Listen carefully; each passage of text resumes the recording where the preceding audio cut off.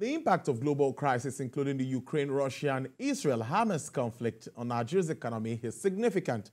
This crisis brings about economic uncertainty, leading to instability, trade disruptions in global markets, and fluctuation in oil prices.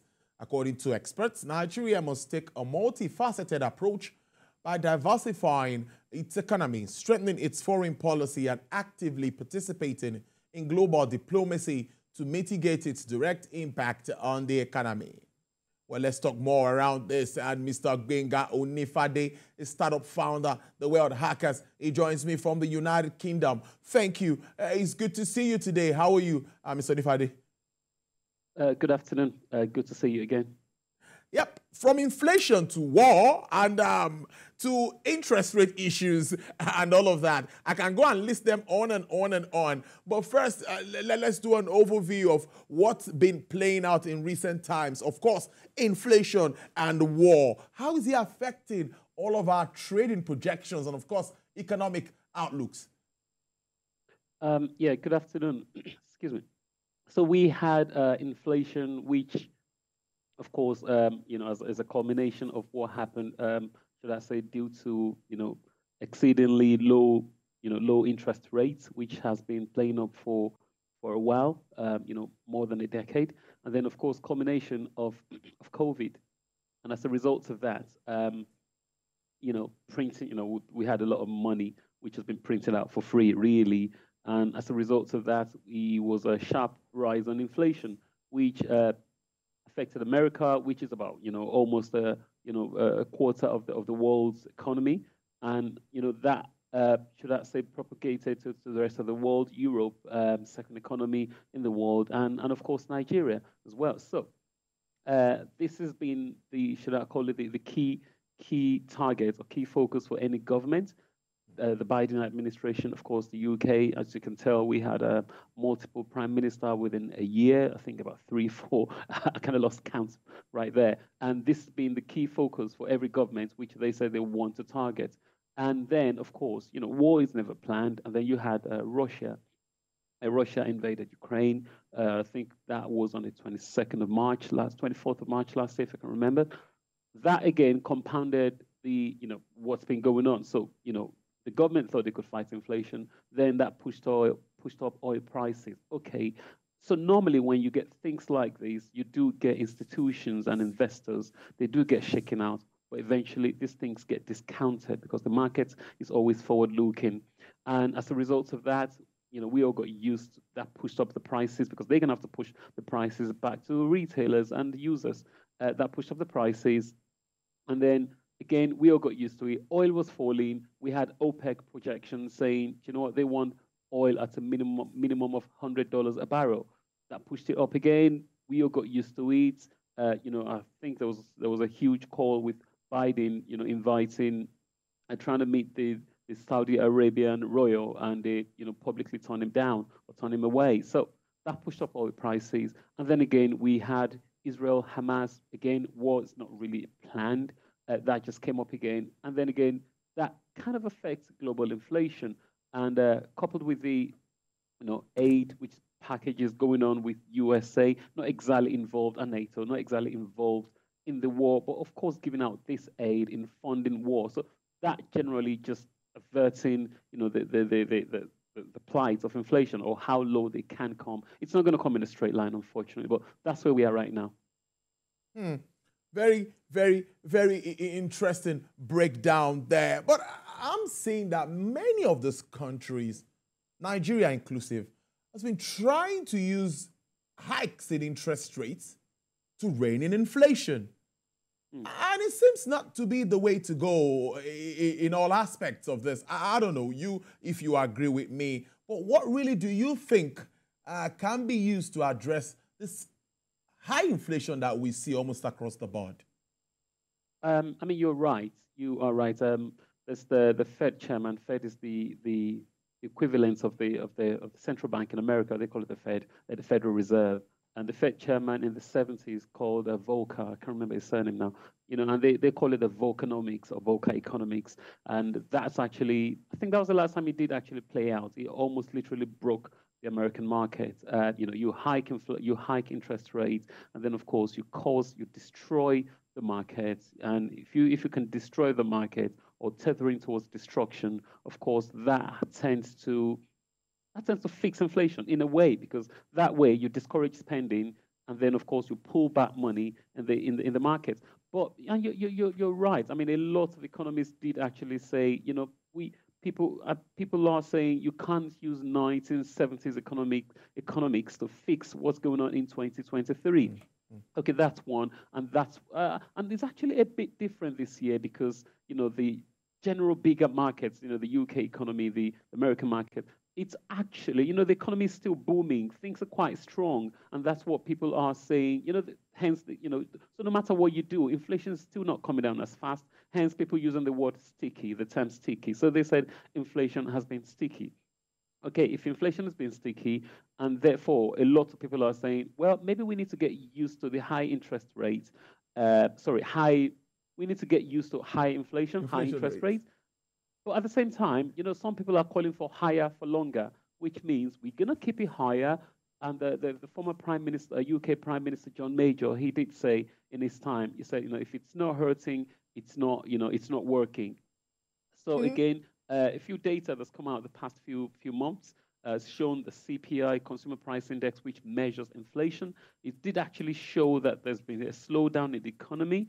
I think with the UK economy, for example, there's been, how do you define recession? Recession is defined when you have 2 quarters of negative productivity. So there is probably going to be a mild recession, and that's what they want to avoid. If there's a recession, that means the market's broken, and then again, that might slow it down gradually. But one more thing people are saying, the economists are saying, and the general people are saying is, the benchmark for inflation is 2%. Why do we need to have it at 2%? How about we just have it a gradual process? Because this is actually the biggest hike in the generation. So it's never been raised this fast, this quick in such a long time. So people are thinking, well, maybe we need to get used to a higher rate of inflation. I think which in the UK right now is about 6.3. In America, it's just about 3.1. How about we get used to 3.1? Why that too? But unfortunately, in Nigeria, it's more about 25%, and the bulk of it is caused by oil, which again tends to human factors, which is war. Nigeria itself, which is should we call it an oil producing versus importing country, it's kind of a bit difficult in that place. It doesn't really play to the general everyday economics. So you've got to actually apply a totally different thing. You can't use a hammer to kill this mosquito in Nigeria right now. But what works here would not generally work in Nigeria. And again, it's not exactly working right now. But one more thing, sorry about this, is the fact that the chairman of, the general chairman generally with the Fed or the Bank of England, Bank of Japan, or Bank of Nigeria, or CBN rather, they tend to have this fault. They haven't got a blunt tool, so they realize it a bit too late. For example, the Fed or the UK, they didn't realize inflation was, they only realized they had to raise interest rates when inflation got to 11%, which is way too much, which is about more than 5 times what they wanted. But at the same time, they usually break it too bad before they realize, oops, we think we need to stop, because the effect is usually back to the common man. Great stuff there. Well, let's not look at the impact of these global factors in stock markets movement and, of course, emerging markets, economies. What are you seeing? UK has had the fair share of theirs this year. Strikes and all of that. A lot of issues are affecting the economy this year. But what really do you think will be the impact on market movement and emerging economies, all of these global issues we're talking about? So as it is right now, the general markets have actually been totally destroyed. I think we've had, about 3 trillion wiped off the market just this year alone in the American market, and that is just the whole size of the UK economy, which has been destroyed from the markets, and of course a lot of people losing money. But there was a little bit of a hope last week. I think it was last Thursday when the federal chairman Jerome Powell in America, because everybody tends to tell the American market, when he said he was going to stick to the present interest rate. He wasn't going to hike it, but at the same time, he wasn't going to pivot, which means he wasn't going to reduce it.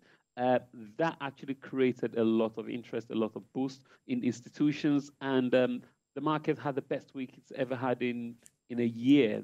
So he had the best week ever in 1 year. So that's actually a plus. But at the same time, the UK Bank of England they hinted the same thing, saying they're going to, which is the next day, they said they're not going to pivot. So they weren't sounding hawkish, they weren't sounding dovish, they just remained neutral. Okay, how about we remain, we put interest rates, we fix interest rates at the present rate.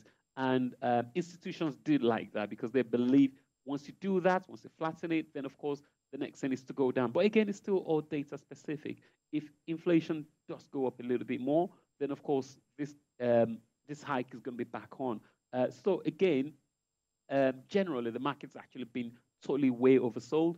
And at that point, investors are losing money at a great rate. But at the same time, there's an opportunity for fresh investors to look at what is, if you've got to look at what is generating income, what business is generating income, to put their money in. But normally, the market leads while the economy lags, which means over the next year, by the time this hike is going to take more effects, they're going to have more impact in the economy. I would expect a lot of markets in the be it UK, be it Nigerian, be it American market, then you will see a lot of bankruptcies. Right now, there has been a lot of bank destructions, and of course, businesses are struggling to get loan because the rates is just way too much and they cannot cope, and that means growth is being limited. You talked about COVID and, of course, the impact that had. And many will still say we are yet to get back to pre-COVID levels, where travels and, of course, inflows continue to come as expected. And many still say that outlook. Looking at the outlook, many say this might come in, say, from 2024. Some say early 2025. But I want you to look at what you've seen and what you have, the figures we have that we see that we can relate with. What is your outlook for the global space? Let's be specific and look at the UK's economy, maybe China and Nigeria. Oh, absolutely. So the UK market is import dependent, similar to Nigeria, while China, on the other hand, is export dependent. Yeah. So number one, addressing the question, do we still have the impact of the COVID? Is it still playing? Oh, absolutely, on a big scale. We are just about back to pre-COVID level because the market's totally been wiped out the last 3 years. So I would not. So we literally just, should we say, trading flat at the moment. So this is where things are just becoming to look. So it was gloomy before. Now I think there's a little bit of a twink in people's eyes, and they might see, a brighter future. And again, this has mostly been dictated by the central bank, and with the central bank saying that they will not hike interest rates. But unfortunately, oil is a key thing, is a key factor. So if the central bank has said, well, interest rates are going to remain, we're not going to hike it anymore. So that's number one. That's the good news. Now we need oil to come down. If oil prices can come down, then of course we will exceed pre-COVID level. But like I said, on the other hand, there's been strikes, and this seems to have worked a little bit because there has been strikes, but at the same time, government has been compensating the people and been budgeting, because you cannot afford an economic shutdown. That's number one. But number two, there is an election coming on, both in America, both in the UK, and so the CBN governors, they don't want to lose their jobs, unfortunately. So they're going to have to play with the figures somehow, and they might just have to play to their hands and say, okay, how about we just, yes, we might just have to reduce or pivot a little bit. And what makes people safe is all about economy and security. That's what people are looking at. So that is number one. And number two, on the other hand, China's economy, it's absolutely been destroyed because there's not really been much importation, because demand hasn't been great to China. That's number one. Of course, then we do have the odd politics taking part with Apple, for example, which is as big as the UK economy. Apple taking some business to India. So that hasn't been great news for China either. And of course, but China's actually been doing very well because we do have Russia being sanctioned, for example, with oil. So China's been able to buy at a discounted rate from oil. They haven't actually released the latest data, but the last data they released just showed things have been absolutely destroyed. So you need the good news from America and of course the Western country, and then to pivot to China for them to be able to afford, because China is literally what the world's manufacturing space. And speaking of Nigeria, I think we've had the effect of the human capital, which has been of course exit at a huge pace. But now we've got a new government. The new government is ready to do businesses. We could see things are opening up gradually. That's number one. Of course, we've had the impact of the naira, which is again generational lows, should we say all-time low. That actually makes Nigeria cheaper for boarding investors again, who can overlook certain things, but at the same time, you've got to invest with your eyes open. If you can have a few things, key things fixed or figured out, security in particular, for example, I think boarding investors are going to look at Nigeria as a cheap alternative, just like China. China's always been a cheap alternative because the odd bits have been taken care of, which can give investors a heart attack. So now, if Nigeria can look at this right now, I think this is a boarding opportunity for investors who, they've got the exchange rate advantage and look at Nigeria and invest for cheap. Well, prices of energy and other sources, food, commodity prices, how's it looking like over there? Food inflation in Nigeria is on the high side. You know what's been happening here. How is it in the UK?